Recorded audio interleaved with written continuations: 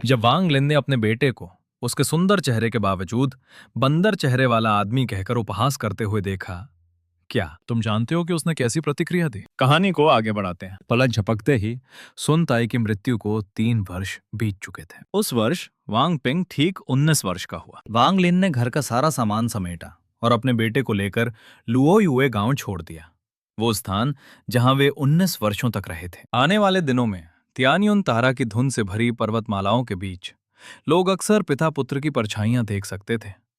पहाड़ चढ़ते हुए, नदियां पार करते हुए वांग पेंग मानो सब कुछ भूल गया था। यद्यपि उसके पास केवल उसका पिता था, फिर भी पर्वत, नदियां और आकाश मानो उसकी उपस्थिति को महसूस कर सकते थे। एक साधारण मनुष्य की पूरी क्षमता के साथ हर चढ़ाई के सहारे वांग पेंग धीरे धीरे अपने भीतर बचे हुए टूटे हुए आत्मिक अवशेषों में एक स्वर्ग विरोधी बोध को समझने लगा। 3 वर्ष बहुत तेजी से बीत गए। इन 3 वर्षों में वांग पिंग का अपने पिता के प्रति सम्मान और भी गहरा हो गया। उसकी नजरों में उसका पिता इस आकाश और पृथ्वी के बीच सबसे महान व्यक्ति था।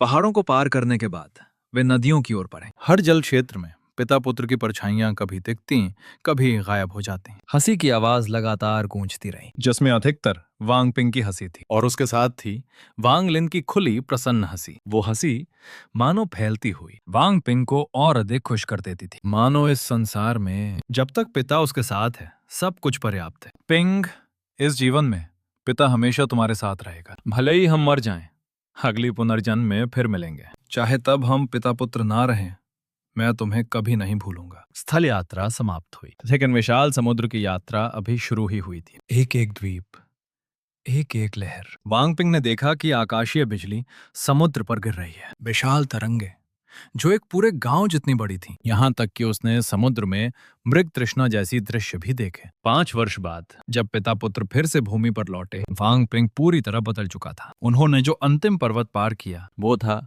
किलियन शिखर, लुओयुए गांव के पास। वांग लिन ने वांग पिंग को देखकर मुस्कुराया। ये 8 वर्ष वो मार्ग था जिसे उसने बहुत समय तक सोचा था। एक ऐसा तरीका जिससे वांग पिंग की आत्मा में भरे हुए द्वेष को पूरी तरह समाप्त किया जा सके। अब उस द्वेष का केवल एक छोटा अंश बचा था। ये अंतिम अंश किसी भी दिव्य शक्ति या औषधि से मिटाया नहीं जा सकता था। यह केवल पुनर्जन्म के माध्यम से धीरे धीरे शुद्ध हो सकता था। उसी समय आकाश थोड़ा अंधकारमय हो गया। बिजली चमकी, गर्जना गूंजी। प्रकृति की शक्ति ने वांग पिंग का ध्यान आकर्षित किया। कुछ ही समय में गरज और वर्षा एक साथ आकर सब कुछ ढक गई। पर्वत शिखर पर पिता और पुत्र केवल चुपचाप खड़े होकर आकाश और पृथ्वी को देख रहे थे। वर्षा और गरज जल्दी आई और जल्दी चली भी गई। बादल हटे और 7 रंगों का इंद्रधनुष आकाश में दिखाई दिया। लेकिन इस शांति को अचानक एक आवाज ने तोड़ दिया। दूर आकाश में एक तलवार की किरण खर्चना करते हुए गुजरी। उस प्रकाश के भीतर एक मध्य आयु का पुरुष खड़ा था। वो पर्वतों को पार करता हुआ दूर क्षितिज में गायब हो गया। वांग पिंग ने ध्यान से उसे जाते हुए देखा। यह उसके जीवन में पहली बार था जब उसने ऐसा दृश्य देखा। उसका हृदय लहरों की तरह उफान मार रहा था और लंबे समय तक शांत नहीं हो पाया। पिता, क्या वो एक साधक था? लंबी चुप्पी के बाद उसने धीरे से पूछा, पिता, क्या सच में मैं साधना नहीं कर सकता? वांग लिन ने कोई उत्तर नहीं दिया। वो केवल धीरे से सिर हिला दिया। If you love Donghua, you'll definitely want to visit donghua3d.com, your next favorite destination for epic stories.